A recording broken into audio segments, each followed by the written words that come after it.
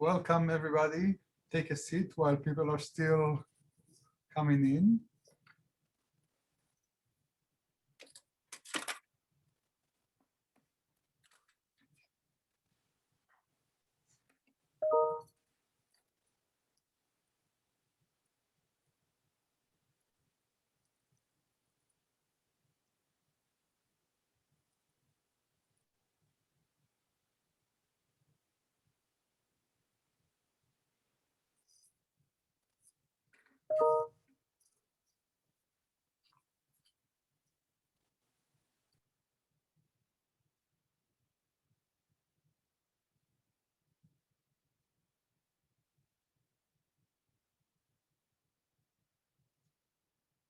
All right, I think we can start.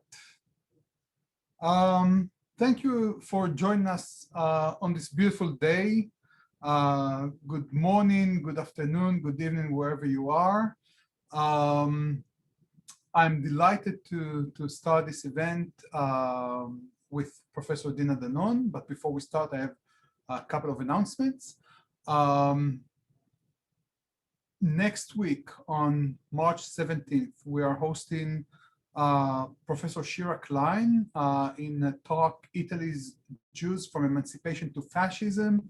The registration link will be posted very soon on our social media platforms, so you can follow us on Facebook, Twitter, Instagram, YouTube, and any other platform that we may have.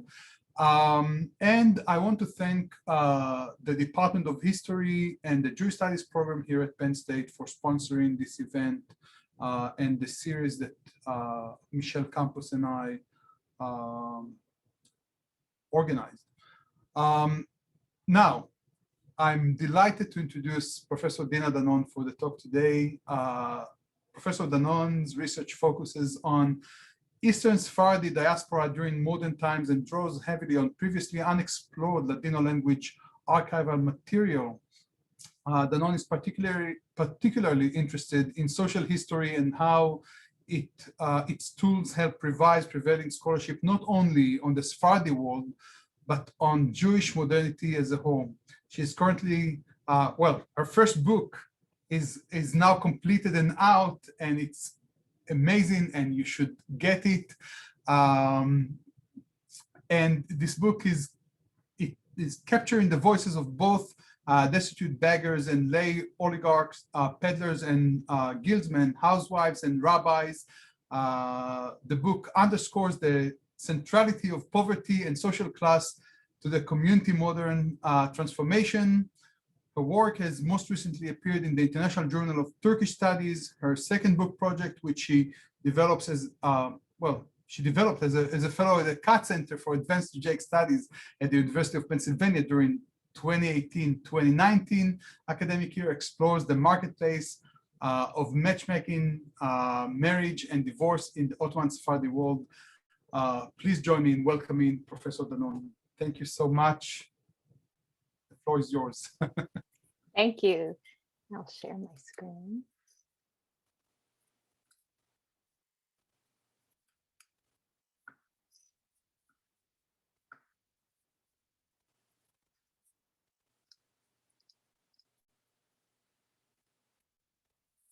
Lior, can you see the slides?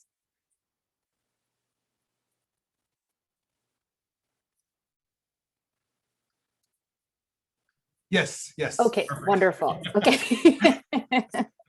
All right.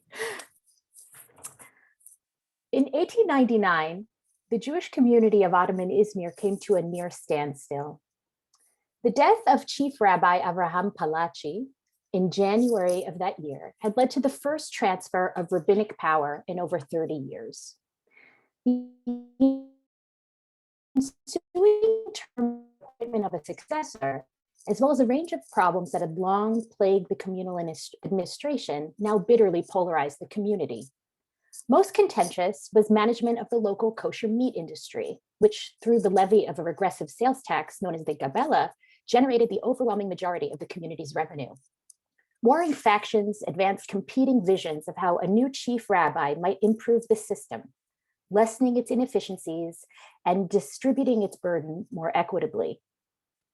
In the spring, La Buena Esperanza, then Izmir's longest running Ladino periodical, published a fictional dialogue between Simon and Reuben, distilling the arguments circulating in the community regarding payment of shochatim, ritual slaughterers. While Simon remained skeptical about changing the traditional system, Reuben insisted that shochatim had monopolized communal coffers for too long. They engaged in a protracted debate. Simon: but that goes against the religious rulings. Reuben: I beg you, enough. The rulings were made in other times. Now our public is poor. If it cannot support itself, should it die to help others? Simon: is this something new? There have always been shochatim. We never complained. What has changed now that we should pick a fight with these good people? Reuben: it is true that this evil is quite old. If we pick a fight with them now, it is because of how things have spun out of control. What would you prefer? That they exploit the people, cost us more than 100,000 kurush a year, cause conflicts, and as they say, ignite the community? Until now, we tolerated it, but we no longer want anything to do with them. Reuben's position pivots on a keen awareness of a changed socioeconomic reality. While the Jews of Ottoman Izmir had prospered in the city's early modern period, playing an essential role in its emergence as a major port in the 17th century, by the 19th century, a constellation of global and local factors had combined to destabilize their position. By the time La Buena Esperanza published Reuben and Simon's dialogue in 1899, the Jews of Izmir were no longer the customs agents, tax farmers, and translators they had once been, but rather greengrocers, tailors, peddlers, and beggars. So dramatic had their downfall been that in the late 19th century, nearly 1/3 of the Jewish community in Izmir reportedly subsisted solely on charity. Yet, as my new book argues, most significant about Reuben's read of Jewish poverty was not its prevalence, nor its exacerbation in the 19th century, but rather its position in a larger rupture between agora, or now, and otros tiempos, or other times. Reuben's understanding of agora and its ability to necessitate new solutions to old problems, such as that of the kosher meat industry, was undergirded by numerous assumptions. For Reuben, Izmir's Jewish poor constituted a collectivity that might intervene in communal affairs and advocate for itself. This collectivity represented its interest through the vehicle of el público, the public, which might not only check abuses, but mount a lasting challenge to traditional religious authority. Moreover, Reuben's palpable indignation suggests that the Agora of 1899 had ultimately compelled a reconsideration of poverty itself, betraying a sense that its unchecked persistence and expansion was not only undesirable, but fundamentally unacceptable. It's Reuben's understanding of how the modern age had reordered such social hierarchies that animates my book's central interpretive claim. By 1899, the impoverishment of Izmir's Jewish community had come to stand painfully at odds with modern attitudes that recategorize poverty as a social ill, as well as with the triumph of middle-class values. It is this disjuncture, this rupture with a centuries-old worldview that casts poverty as a natural, acceptable, and even stabilizing force in society that propelled Izmir's Jews to engage in a series of modern initiatives. And while communal leaders typically denounce the community's socioeconomic decline as a source of weakness and decay, my book demonstrates the reverse, capturing how the growing empowerment and self-awareness of Izmir's poor and lower classes catalyzed a dynamic reimagining of the kehillah, or the semi-autonomous structure, and its varied institutions. Underlying all of these transformations was the evolution of a robust Ladino public sphere in which the needs of el pueblo, the people, were constantly debated with recourse to an expanding vocabulary of rights. Yet even more important than shedding light on an overlooked Eastern Sephardi community are the ways in which Izmir, as a case study, invites a reconsideration of assumptions that have long governed the study of modern Jewish history. Prevailing conceptual paradigms such as assimilation, acculturation, integration, and secularization, among many others, are largely the intellectual legacy of reflection on the Jewish experience in various Ashkenazi contexts. While European communities differed in many respects, across nation states and empires alike, Jews in Europe were often confronted with the notion that their religious and cultural distinctiveness was somehow incompatible with the modern age. From the absolutist Russian Empire to the German nation state to the secular French Republic, European Jews had to contend in some way with the homogenizing pressure resulting from a relentless tension between the universal and the particular, a tension they negotiated in countless ways. Yet the view from Ottoman Izmir reveals these categories to be of little interpretive value. While never static, the prevailing social hierarchy refracted through the typically flexible Ottoman interpretation of Sharia law, coupled with the profound ethnic and religious diversity characterizing the empire itself, cultivated a social fabric that was not only tolerant of difference, but predicated upon it. The legitimation of religious and ethnic distinctiveness persisted in the 19th century, despite and sometimes even in concert with efforts to promote other forms of shared belonging, such as the Ottomanism of the Tanzimat reform era or the constitutional fervor of the Young Turks.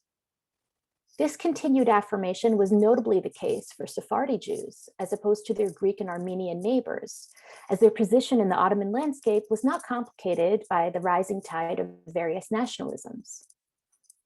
For the long arc of Ottoman history, the legitimacy of Jewish difference was simply not in question. As I argue in my book, the Ottoman landscape then requires a different set of questions. What happens when Jewish distinctiveness is wholly unremarkable? What happens when Jewish communal autonomy is not only tolerated, but affirmed, amplified, even cast as a necessary precondition for the modern age? What types of change might we anticipate when there is no Jewish question? Following Izmir's Jews on the street and in the marketplace, in the home and in the synagogue, the view from late Ottoman Izmir suggests that it was new attitudes to poverty and class, not Judaism, that most significantly influenced this Sephardi community's encounter with the modern age. Interestingly, Purim celebrations constitute a useful point of departure in this regard.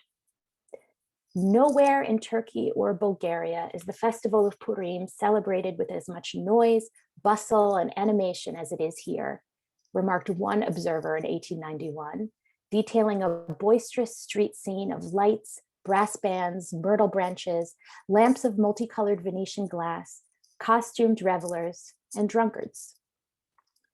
Despite such enthusiasm, the sources reveal that Purim was a perennial source of anxiety for Izmir's Jewish leaders. Rabbis, lay leaders, and journalists alike vehemently denounced the festivities, frequently urging the Ottoman authorities to ban them. Although carnivals were a major source of preoccupation, particularly vexing was the local custom of distributing charity to a large procession of beggars through the streets, lasting from morning until nightfall. And here are the communal leaders fretting about what to do on the holiday. The anxiety leaders expressed about the procession is rooted in the dramatic changes the city itself witnessed in the modern period. Along with the reconfiguration of Ottoman administrative practices, legal systems, and commercial codes as a result of the Tanzimat reform movement, also came a transformation of urban space. Like other Ottoman cities, Izmir became a laboratory for the implementation of a Western approach that prized order, rationality, cleanliness, and the safeguarding of a good. New rail and streetcar lines, public utilities, new docks, customs houses, and a seaside pedestrian promenade called the Cordon dramatically changed the city's built environment. A significantly expanded volume of trade made the city a hub for foreign merchants, who now comprised 1/4 of its total population. New cafes, restaurants, hotels, and department stores abounded in what some travelers called le petit Paris de l'Orient, the little Paris of the Orient, while its non-Muslim majority led the city to be labeled Gavur Izmir, or infidel Smyrna, in the eyes of Turks. Izmir's Jewish leadership demonstrated a keen awareness of the changes taking place in the city. The local Jewish press abounds with articles chronicling Izmir's transformation into a modern municipality, with copious reports lauding efforts of local authorities to stem epidemics, prevent crime, improve the city's cleanliness and hygienic conditions, and safeguard the public peace.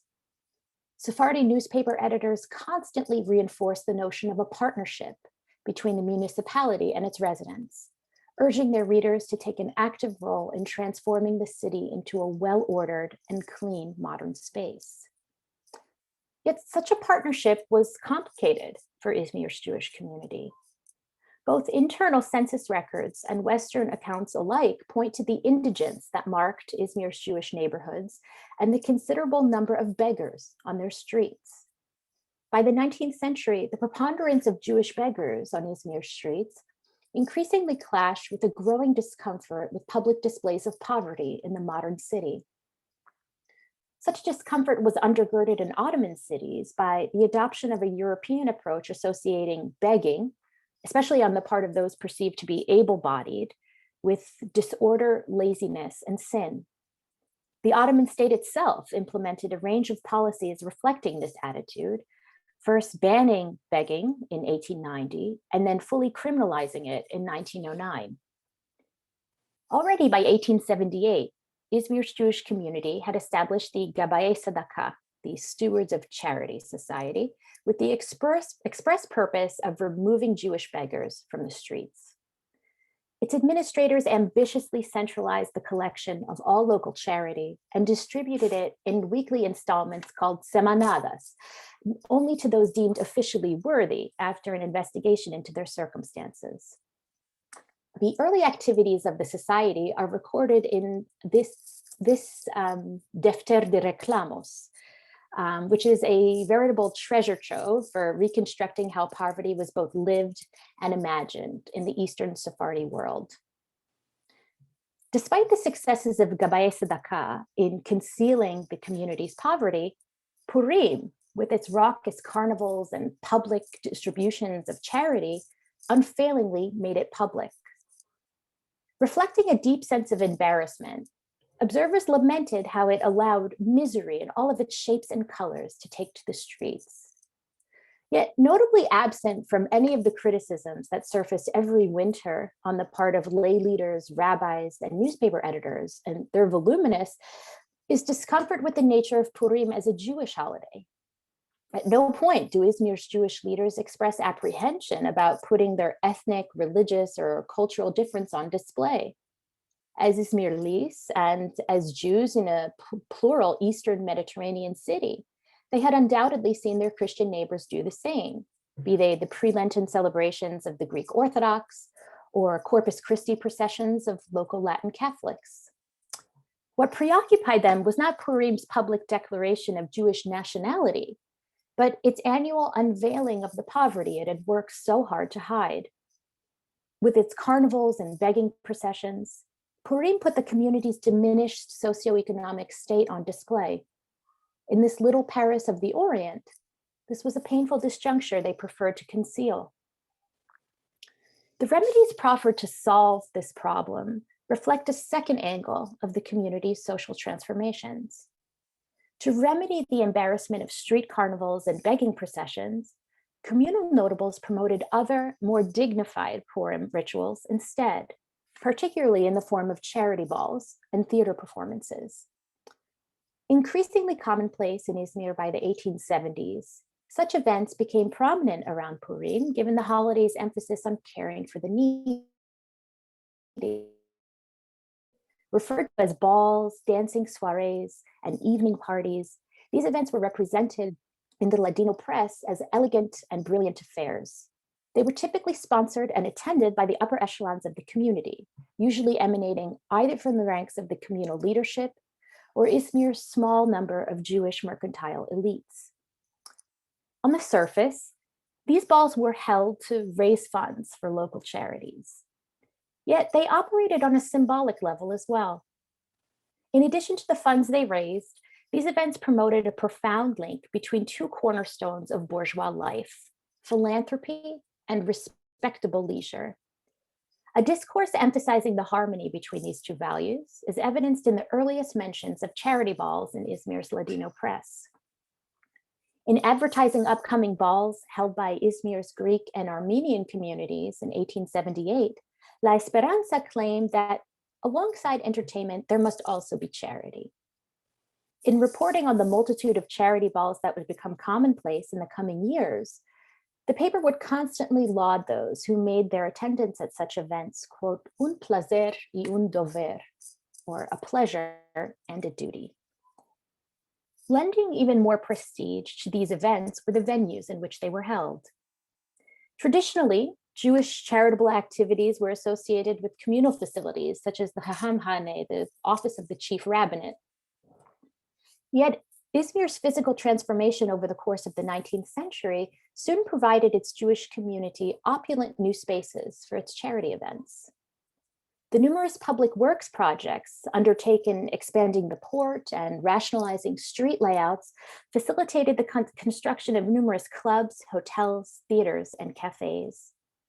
Among the most famous of these new venues was the Sporting Club, a grand waterfront building and attached theater, which was built in 1893 and served as an exclusive gathering place for Izmir's mercantile elite, and frequently hosted productions staged by European theater and opera companies.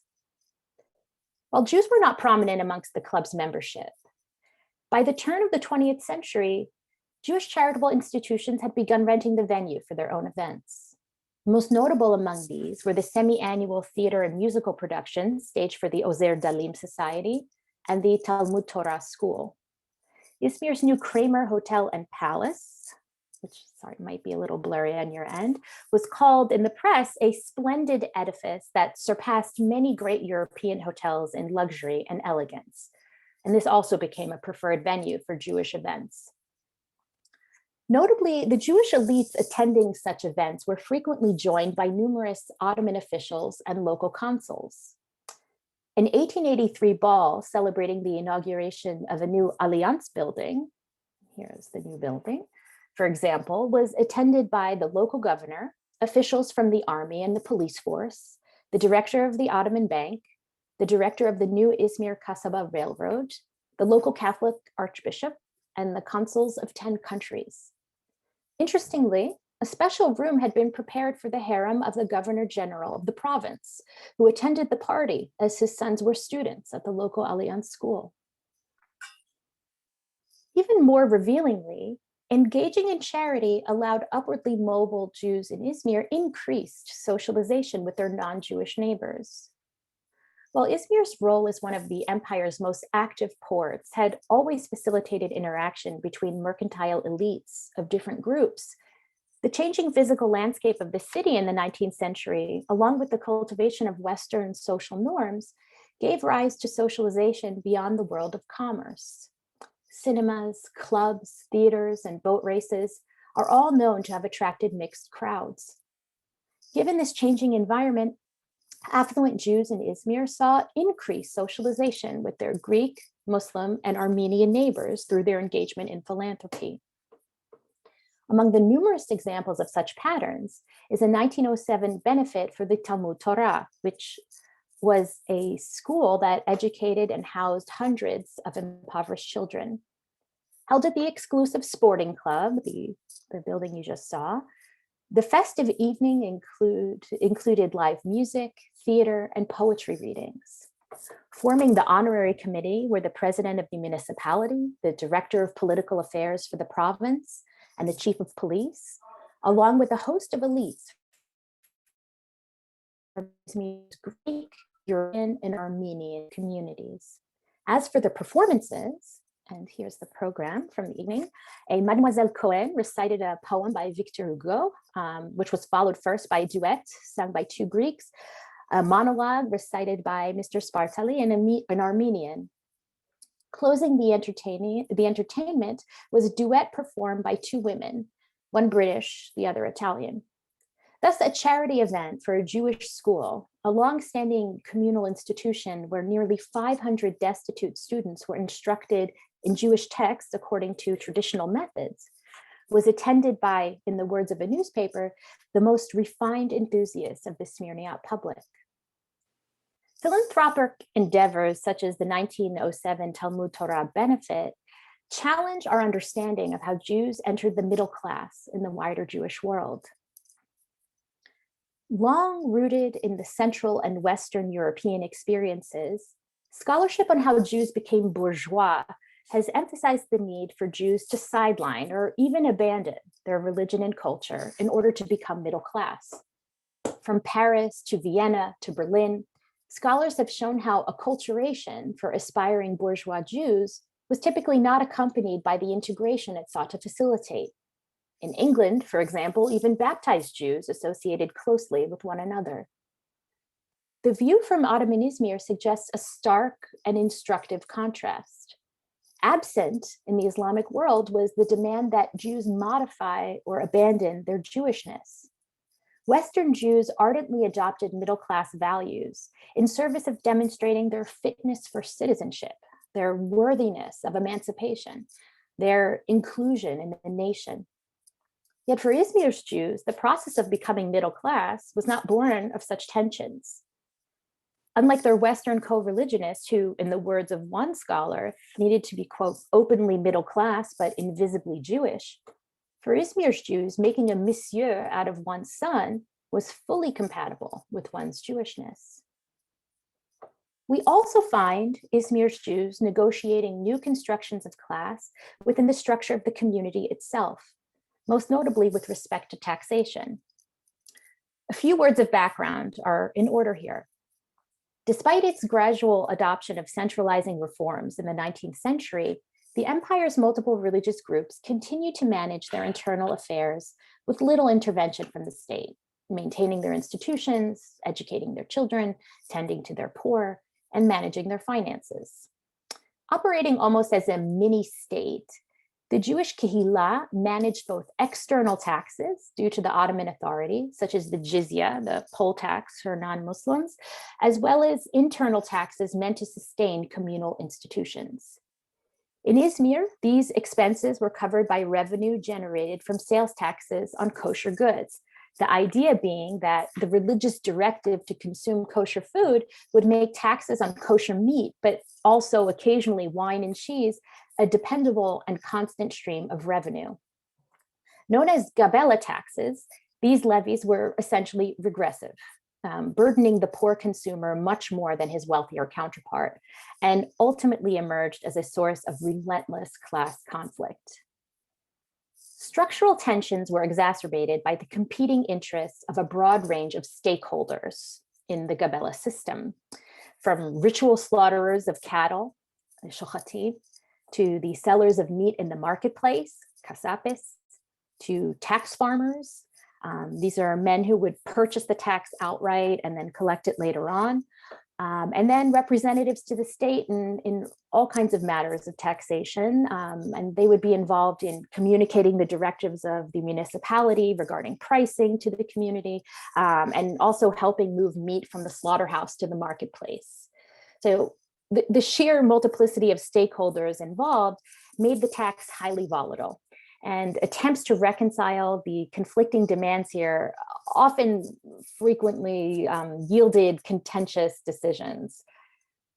It's hard to overstate the absolute centrality of the gabela tax to Jewish communal autonomy in Izmir.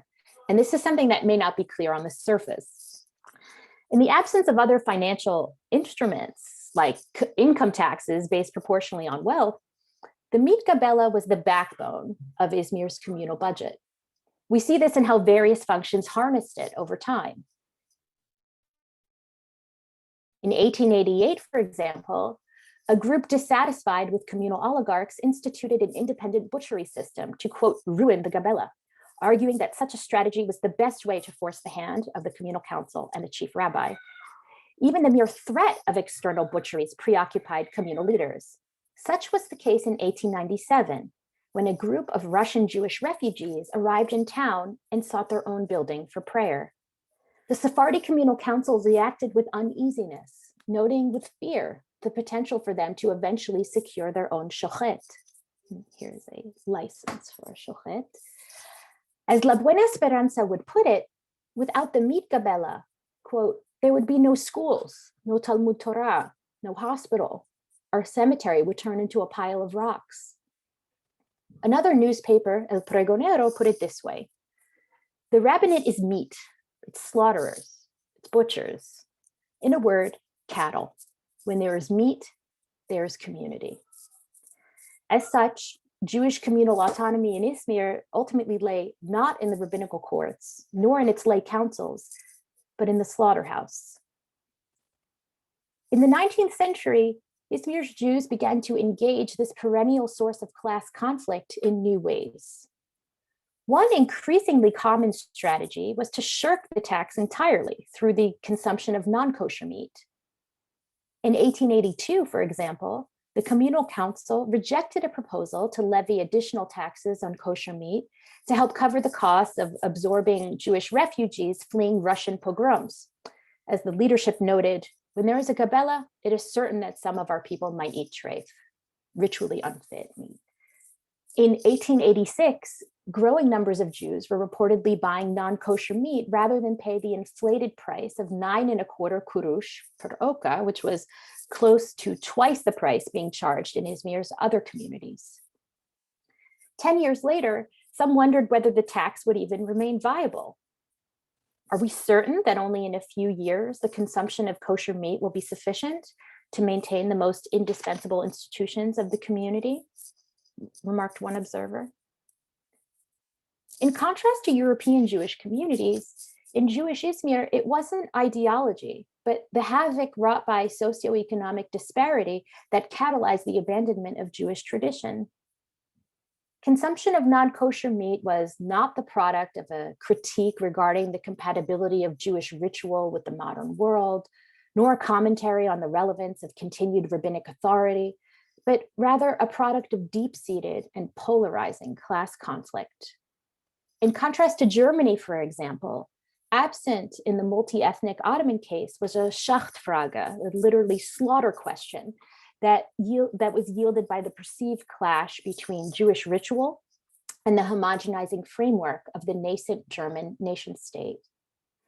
In Izmir, it was the state that actually intervened quite frequently to protect and sustain the kosher slaughtering system, shielding it from abuse at the hands of self-interested butchers and even imprisoning shochatim who bypassed the directives of the communal council. The increasing consumption of non-kosher meat was accompanied by the emergence of an expanding range of tools for criticism of the tax, among them new bulletins, pamphlets, associations, even political parties. There's no better entry point into this Ladino public sphere than the bitter conflict over rabbinic succession that roiled the community between 1899 and 1901 that I mentioned at the beginning of this talk. When Chief Rabbi Avraham Palachi died in January of 1899 after 30 years of leadership, conflict over the appointment of his successor ensued immediately. In the spring, a group supporting the candidacy of Palachi's son, Solomon, took the provocative step of bypassing the communal council and pronounced him chief rabbi. To solidify this move as a new reality, the group immediately sent its own shochatim to the slaughterhouse, instructing them to begin slaughtering animals on behalf of the new administration with Palachi at its head. Leaving the communal council scrambling to enlist its own slaughterers, this move, in effect, left Izmir's Jewish community with two dueling administrations. The Palachi camp made the removal of the gabela its battle cry. As its head argued, what right do we have to crush the poor with taxes and force others to irreligion? In a community where direct personal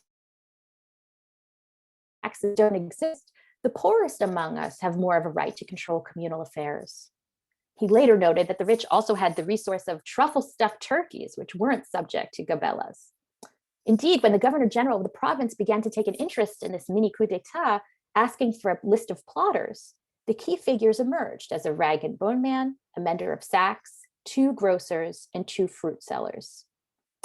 While contention around the gabella was nothing new, by 1899, the 2 sides of the conflict thought of themselves not merely as factions, but as partidos, parties, each with a platform on the gabella. Ultimately, these parties crystallized into 2 distinct camps signified by the terms palachistas, those who campaigned to lift the gabella, and colelistas, those who sought to retain it. It was these new party affiliations that dictated how Izmir's Jews engaged with the conflict, as they expressed their positions as palachistas or colelistas through an expanding repertoire of behaviors. And here is an ad for a department store addressed to colelistas and palachistas. Elites expressed their positions through communal administration, approving or denying subsidies to one faction or another, yet a broader segment of Izmir's Jews found ways to express their loyalties as well. Given that Izmir was now home to 2 administrations, each with its own staff of ritual slaughterers, the purchase of meat from one party over the other evolved into a mechanism of modern political expression. As El Meseret noted, until now in the city, there had been 2 Jewish rites, Ashkenazi and Sephardi. Now there are 3. The paper recounts numerous anecdotes testifying to the deep meaning now encoded in consuming meat slaughtered by one faction or the other, expressed by families around the dinner table, siblings playing in the street, and consumers in the marketplace. Such debate was still present a year later, when hundreds of people signed a letter sent to the chief rabbi of the empire, decrying how many people had boycotted kosher meat to avoid supporting the Palachista party. Jewish Izmirlis also began to express their loyalties through signing petitions. The Ladino press describes a sort of petition fever, with numerous petitions circulating and reportedly monopolizing all conversation. Poking fun at its readers' rush to sign petitions, but still reflecting the deep meaning encoded in the act, El Meseret advised its readers to sign each petition multiple times, arguing that way you'll be the most correct, the most passionate, the most impartial, the most just, conscientious, civilized, educated, and enlightened. Similar to Izmir's aspiring bourgeois, tracking the discourses and practices around the gabella demonstrates not only the simultaneous existence of both Ottoman and Jewish spheres, but their overlapping and even mutually reinforcing nature. Take, for example, a Ladino pamphlet entitled Shavat Aniyim, which is the Hebrew title, but a Ladino pamphlet, which means the cry of the poor. Published anonymously in 1847 on behalf of El Pueblo, the people, Shavat Aniyim charges the communal leadership with, quote, dishonor and abuse, oppression and humiliation. The pamphlet further condemns the oligarchs for, quote, treating the poor as slaves, taking no pity on them, and abusing them much more than we were abused during our enslavement in Egypt, further claiming that Izmir's Jewish poor were, quote, more coerced than the anusim, or those subjected to forcible baptism during the period of the Inquisition. The pamphlet enumerates the different strategies Izmir's Jewish poor had tried to combat the gabella: boycotts, secession, even apostasy, all to no avail. In Shavat Aniyim's retelling, redemption would only come from an external source, the Tanzimat, a sweeping set of changes that, among many other things, promised to reassert the authority of the newly centralized state over the ruling establishment of the empire's numerous semi-autonomous ethno-religious groups. The people have the freedom of our Lord King Sultan Abdul Majid, who ordered that with the beneficial reforms, all of his flock is liberated and free, declared the pamphlet. We do not understand who can force us to be slaves to people we have no obligation to serve. Now empowered by the Tanzimat to liberate themselves from communal oligarchs, Shavat Aniyim expressed relief that Izmir's Jewish poor could rightfully be subject to the law of Moses. Seen through the eyes of Izmir's Jewish poor, it was thus the Ottoman Sultan who was the ultimate protector of Jewish law, wresting it from the corruption of the Kehillah. The mutually reinforcing nature of these discourses became only more amplified over time. In the wake of the Young Turk Revolution in 1909, the satirical El Soitari published the Agada de la Carne, the meat Haggadah.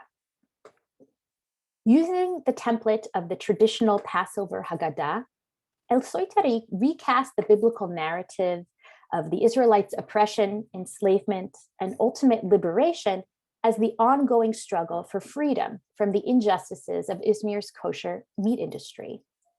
For example, where the original text reads, "We were slaves to Pharaoh in Egypt," or "Avadim hayinu leparo b'Mitzrayim," El Soitari's version reads, "We were slaves to the kosher butcher in Izmir." The text goes on, or "Siervos fuimos al kasab Izmir." The text goes on, framing the kosher meat industry as enslavement wrought by Izmir's slaughterers and butchers, and celebrating the Constitution of 1908 as the liberator. Again, using the traditional text as a model, the Mit Haggadah states, "If there had been no constitution in Turkey, we, our children, and our children's children would still be enslaved, powerless to free ourselves." Celebrating how it was the Constitution that took us out of slavery, not by the hands of the shaliach or messenger, and not by the hands of unknown people, but by none other than Niazi and Anver.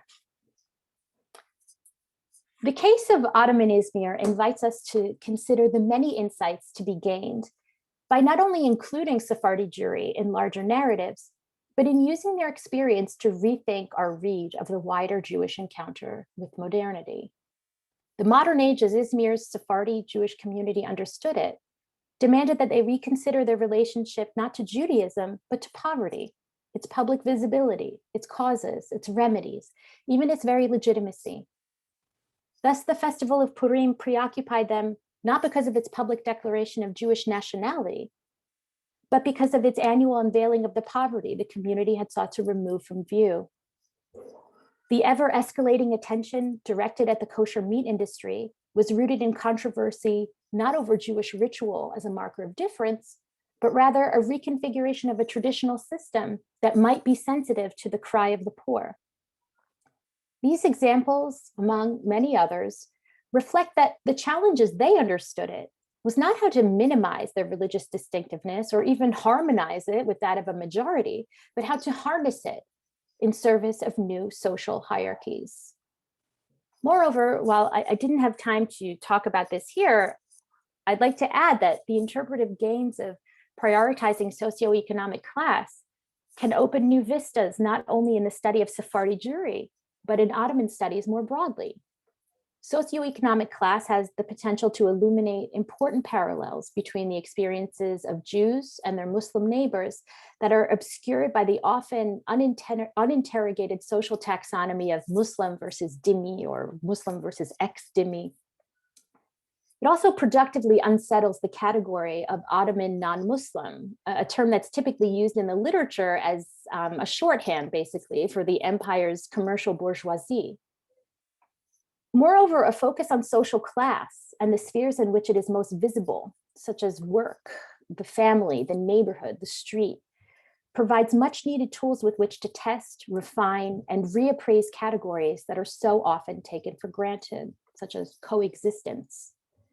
The approach I take in my book suggests that it is not only possible, but perhaps very likely that the vision of progress held by a Jewish dock worker in Izmir was much more similar to that of his fellow Muslim Hamal than to that of a Greek or Armenian merchant on Frank Street. Ultimately, my book strives to tell the story of a neglected community, and through that story, to enrich our understanding of both Ottoman and Jewish modernity and the place of the Sephardi world within it. I hope not only to have claimed for a voice for Izmir's Jews and the world they inhabited, but to argue that their experiences as beggars and rabbis, housewives, and peddlers is of profound historical. So with that, I'll conclude, and perhaps I'll stop share, and I look forward to to your questions.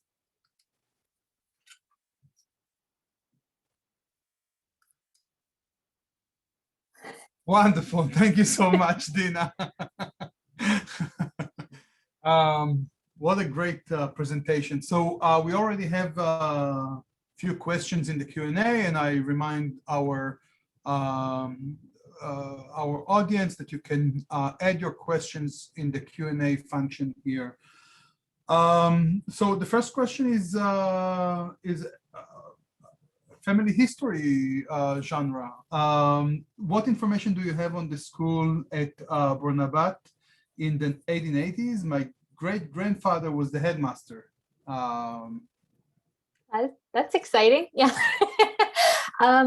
I have, in terms of information on the school, that school had a sort of agricultural curriculum, as far as I understand it, and was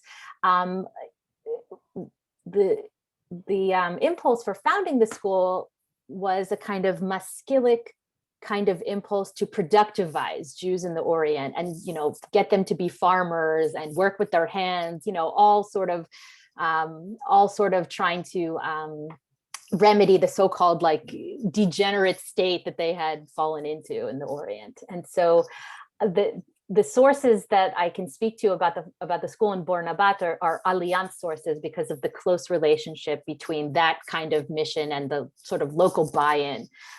So it does surface, not extensively, but the Alliance material is where to find information on Bornabat. Excellent, thank you. Next question. Although you speak about the Talmud Torah as being a place to educate poor Jewish children, as far as I can see, the photo only shows boys. Can you say something about the position of girls, especially girls from poor families, when it comes to education? Thank you. I appreciate that question. And it's an astute observation. There were no Jewish girls enrolled at the Talmud Torah. To the extent that Jewish girls in Izmir would get any kind of formal education, that would come through the Alliance School, which did educate Jewish girls through sort of elementary years. But I would say the position of impoverished girls was a major source of preoccupation for communal oligarchs, because there was a lot of anxiety around providing dowries for them. And so this is sort of what brought me to my second project on the marketplace of marriage. But to the extent that they were not enrolled in the Talmud Torah, there was no impulse there was no effort to get them into the Talmud Torah, but they did receive some formal education through Alliance schools.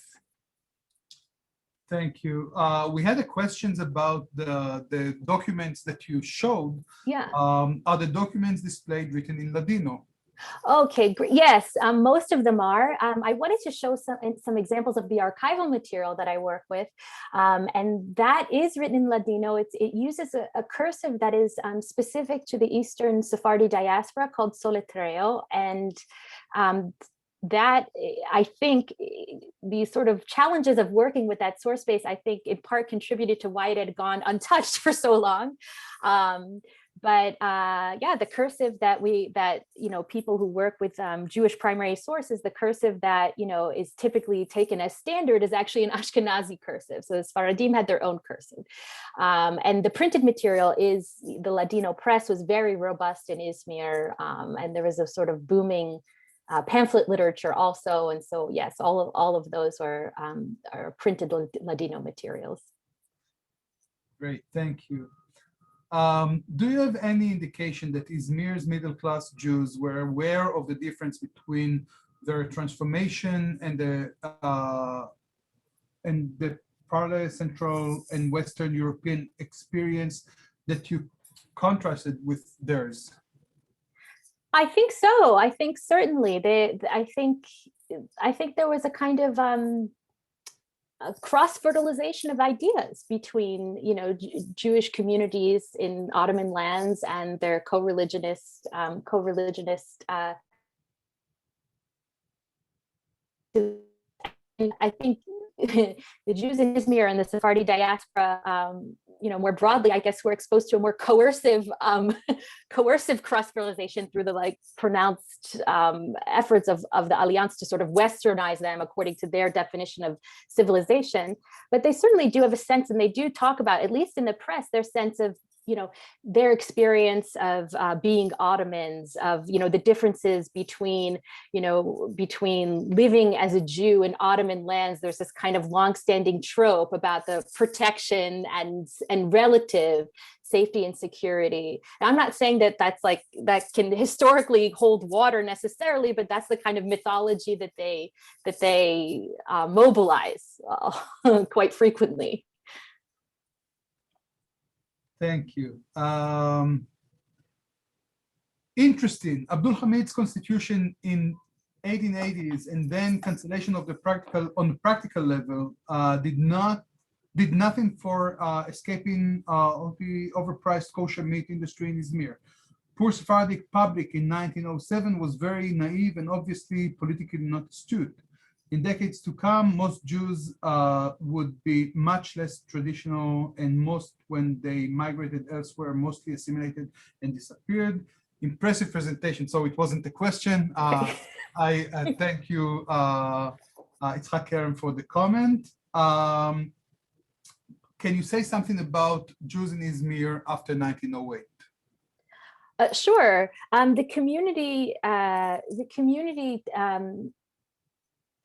The community sort of stays mostly intact, I'd say, through World War I, but there are sort of migratory patterns that start to come into sharper relief post 1908, sort of migrations to South America that surfaces as one kind of pattern, migrations to Western Europe.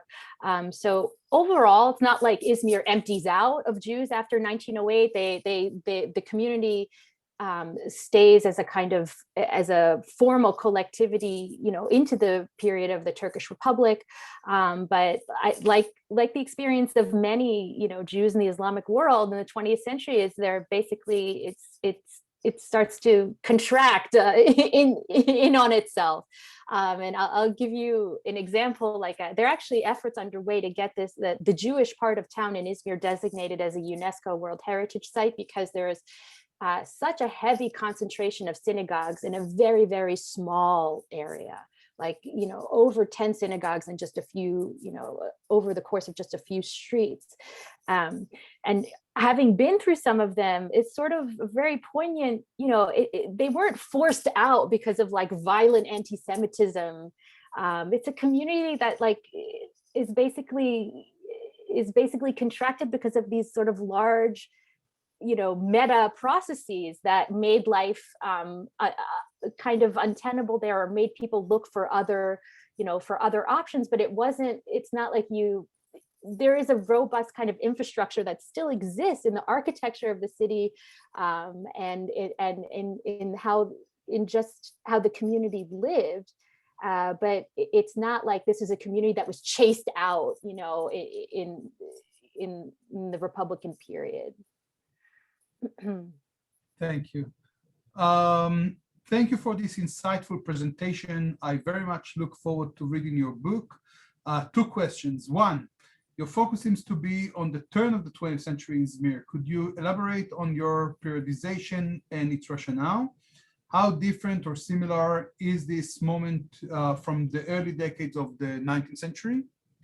And two, a large majority of Izmir's poor Sephardi Jews lived in crowded cortejos or yaudanes, rooms organized around courtyards with shared facilities. Did you come across references to these living quarters in your sources? Were these spaces ever a target of social reform discourse? Thank you. And so to answer the first question about the periodization, I was sort of, I wanted to focus on the 19th century for many reasons. I was trying to sort of fill a major gap in the literature where this community basically gets some sort of attention in the early modern period. Izmir happens to be the birthplace, place of the infamous false messiah in Jewish and 17th century. And so they surfaced to some extent in the early modern period. And because of their changing socioeconomic position, they just like, and also because of this preoccupation in the literature on Mediterranean cities, on like cosmopolitanism and the commercial class, they're just not relevant to any of those preoccupations. And so they kind of fall to the wayside. So I deliberately was trying to, carve out a space for this moment. And part of that's also driven by the sources. Like your question, I don't expect that, if we were to check late 18th century sources that, that we'd get a different picture socioeconomically of the community. Some of it was governed by the nature of the archive that I was working in. And we are fortunate, in comparison to other Ladino speaking communities, like community of Salonika, right? We are lucky that there is a robust archive that remains for this community that really goes back to 1760, just like a smattering of a couple documents, and like on to the 1970s. And I don't know, I think it was likely taken illegally out of Turkey and deposited in an Israeli archive. Which I'm sure there are similar stories, for other people on the trail of Sephardi Mizrahi communities and their most recent history.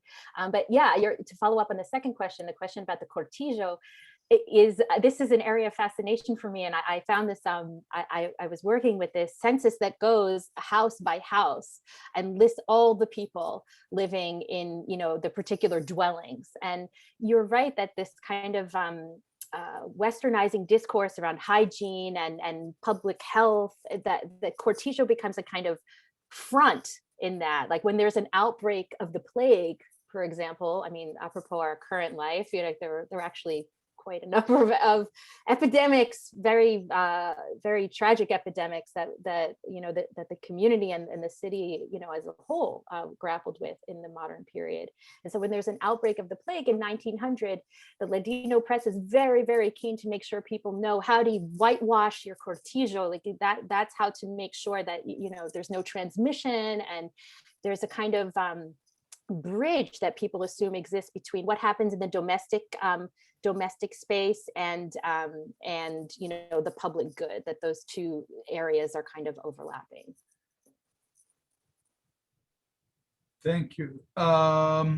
We have a question that I think in a way complement a previous question. What impact did Zionism have on the Smyrna Jewish community? That's a good question, and to my knowledge, having been swimming in these sources for many years now, I don't think it had a particularly profound purchase. Only much later, not in the Ottoman period, not particularly at all, I would say.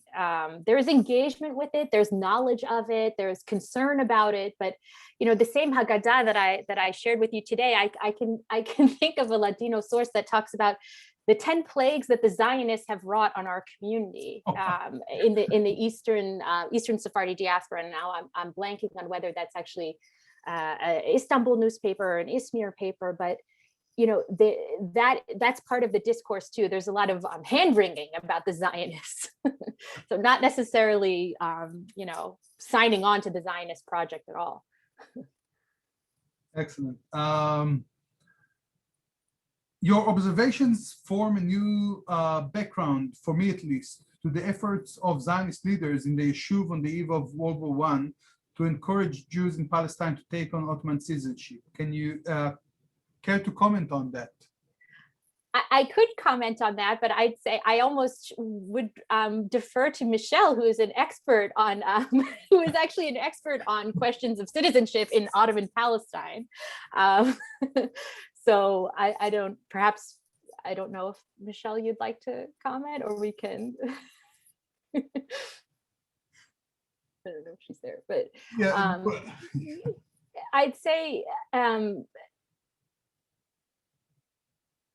that's part of the discussion, that a way to sort of find a workable solution to the question that Zionists have and the agitation around it has catalyzed is to find some kind of symbiotic relationship between the Ottomanness and the kind of Zionist project. So that's part of the conversation. But Thank you. When I really want to emphasize that that they are not the questions that I think preoccupy them the most, and are social questions. The Zionism is not. It's not a major preoccupation for them in this period. It isn't.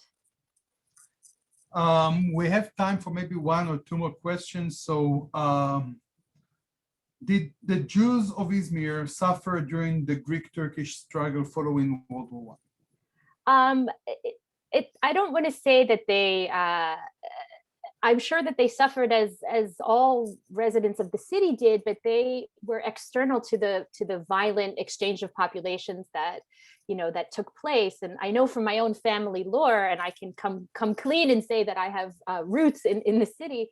I know from the family lore I grew up hearing that people witnessed this exchange of populations, and it was a traumatic thing for the entire city, of course, but it wasn't, Jews weren't particularly targeted during that violence. They were kind of observing it from the sidelines.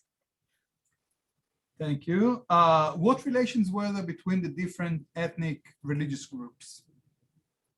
That's a big question.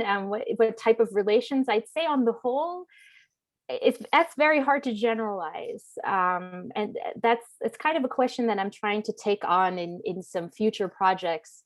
When I mentioned at the end of the talk my hope to kind of interrogate what coexistence really means, because I think that is, it's a category that's thrown around a lot in the Eastern Mediterranean, especially in this port city environment that has, diverse populations. But, I guess if the question is sort of aiming at a kind of comparative kind of angle between like Sephardi Jews in the Ottoman lands and, Western Europeans, there's not particularly violent anti-Semitism here. It's not that it doesn't exist. I mean, Izmir, in fact, in one source I can think of, one observer calls it's a Greek city in Turkish hands. So there are outbursts of anti-Semitic violence. But mostly on the part of local Greeks. So, I'd say those relationships are more strained between, Jews and Greeks. But, I'd say that it's an area that requires a lot more meticulous research to kind of concretize what this coexistence might have actually looked like. Thank you. And I think this will be the last question that we take. I collect postal communications written in Soletreo, 1856, 1913. I've noticed a scarcity of material from Izmir compared to other Sephardi communities. Can the poverty you described explain this lack of postal correspondence? Postal correspondence? I think it's plausible. That's certainly plausible, given what I know about the position of the community and its demographics. I'd say that it's reasonable, but I because I haven't, considered that body of sources. I don't want to give a definitive answer, but I'd say that it's reasonable given what we know about the community. So we'll take absolutely last question, and you can. I think that attendees can email Professor Danon for follow-up questions. In your research, did you find during the Armenian massacres of 1893 and 1996, Jews were targeted by Armenians for their Ottomanism, or were they accused locally also as collaborators with the Ottomans against the Armenians? I have not encountered references to what you're describing, but I have encountered something similar with the Greek community, that there's a very keen awareness on the part of Jews in Izmir that it is a Greek town, and that the sort of that the constant kind of shows of patriotism they're performing, to support the Ottoman state might backfire, and does backfire. Like, the Jews, there's a boycott, for example, that's orchestrated against Jewish merchants because of their support of the Ottoman cause, as things get more destabilized between, Greeks and the larger imperial politics of it. So that present, but I haven't seen it vis-a-vis the Armenians, but I've certainly seen it vis-a-vis the Greeks. Dina, thank you so much for this talk. Thank you all for participating. This talk is recorded, and like all our previous and future talks, you can find it on our YouTube channel. Thank you very much, and please join me in thanking Professor Danon. Thank you. Thank you. Thank you for having me. Our pleasure, and recording is